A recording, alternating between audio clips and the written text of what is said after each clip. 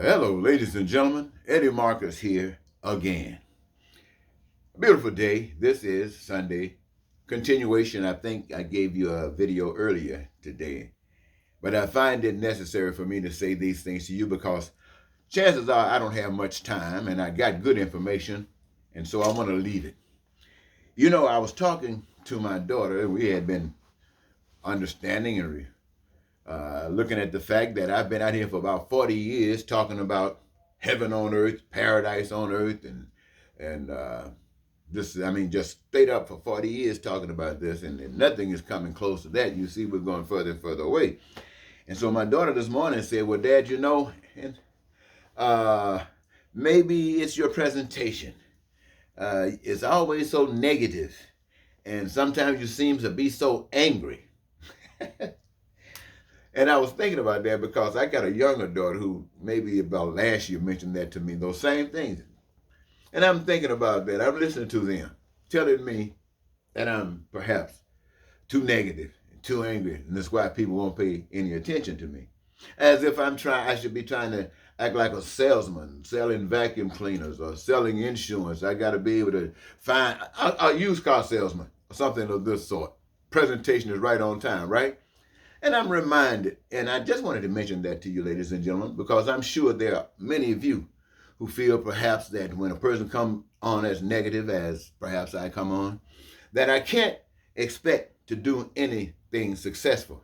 You know, they say if you want to get you some flies, get some honey, and you can draw them in and destroy them, because that's what you're doing, honey to destroy.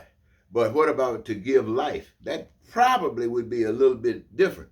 You see, ladies and gentlemen, for those of you who want to be Christians and claim to be Christians, if you remember, Jesus basically said, and I would concur and would like to say to my daughter and all of the public that hears me, that it doesn't matter whether I'm angry or not. Not at all. If I'm angry, it's because I'm hurt. I'm hurt at the pain and the suffering that humankind have to go through. If I'm negative, it's because the world is negative, and I'm trying to point it out to you to see it as negative by showing you something that's wonderful, which is righteousness and heavenliness. And the point of it is, heavenliness and righteousness is so foreign to the people that they act like that doesn't even exist. They can't understand. That's a foreign language. It skips through their heads. I guess that's how I'm missing them. But they sure know how to hit on that evil stuff. They sure know how to hit on that ugly stuff. But as it goes, Jesus was basically saying that it doesn't matter whether you can walk on water or put mud on the eye and make people see, or do something to make people hear, do something to make people speak, do something to make people walk. It doesn't make any difference what you do. It's not going to change people. People might see it and be amazed, but that is not going to change people. But if you can do that, then you have been changed. And that is the whole purpose of this. Now, it doesn't mean that you got to do everything that Jesus was doing, but do everything that you were made to do in your freedom. So don't worry about putting mud on folks' eyes. Just make sure that you're walking according to the dictates that have been given to you as an individual. And this is my message. This is my message to all. You see, here in this world that we're living in, ladies and gentlemen, I don't want to take up much time, is that even though we come in innocent, we absorb, and the world is anti-God. And so that's just what we get. When you're suffering, going through pain, you're closer to God because you're hoping in God. You got faith that maybe God exists. But as you start receiving material goods, as you start benefiting from the system of the world, you get away from God. Why? Because you don't need God. You need God. You all of a sudden, the system is working for you. So what you looking for God for?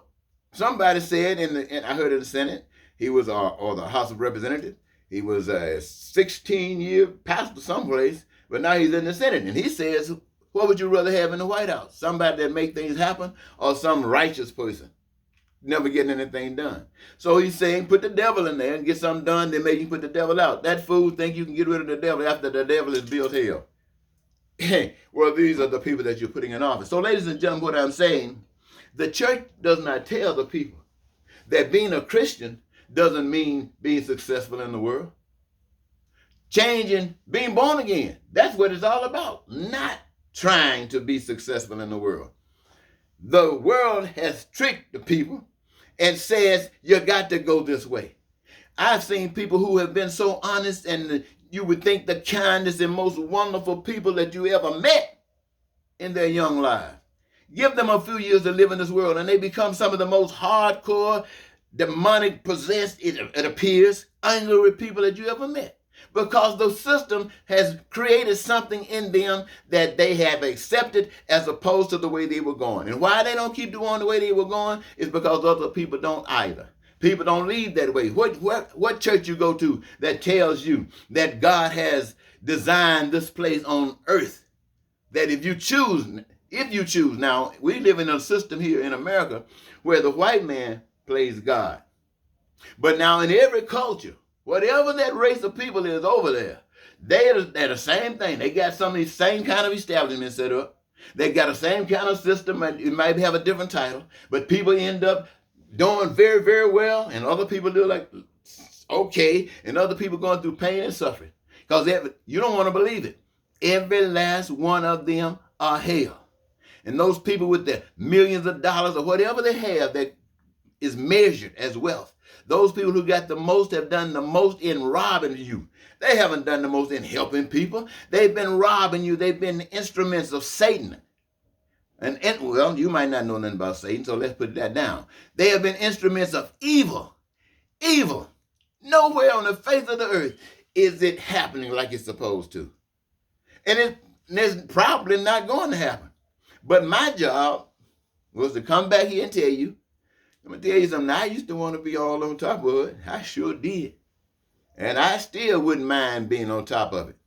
But I can't be on top of it working for evil, the evil system of the world. I can't do that. My job is to tell you that there's a better way of doing it. And I'm not going to change that. And really, I don't think that what I have experienced in my lifetime, I've seen people be, well, I never seen us been this close to hell. So maybe you might be ready to change. And I'm not going to make that judgment, as I almost did, about whether you are or are not. But I just want you to know we're on the path to hell. Straight on, America is on the path to hell. I don't want to identify those little things. You know you're on the path to hell. Listen, all of the folks who say, I'm doing good, I'm making it, I want you to look at this. You are just like those people who are volunteering and committing their lives to Trump. They think everything is perfect, and they think you are stupid for being the way you are.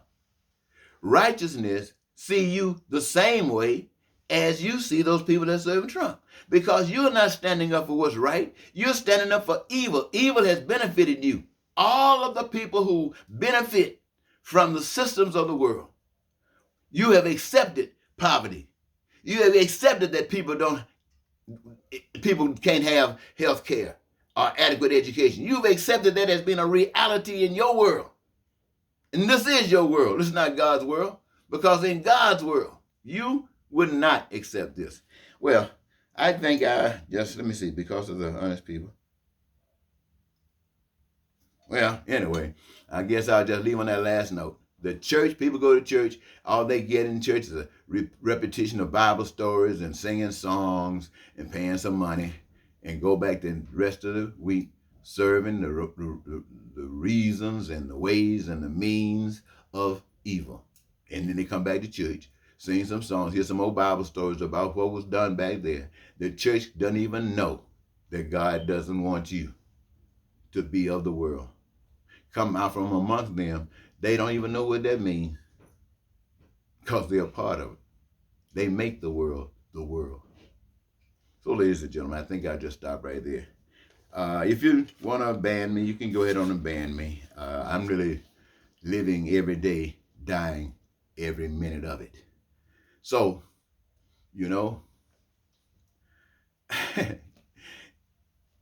if you can't have the wonderful thing of life, if you reject the wonderful things of life, heaven on earth, paradise, if you reject that I got no business here, because that's exactly what I want. Thank you.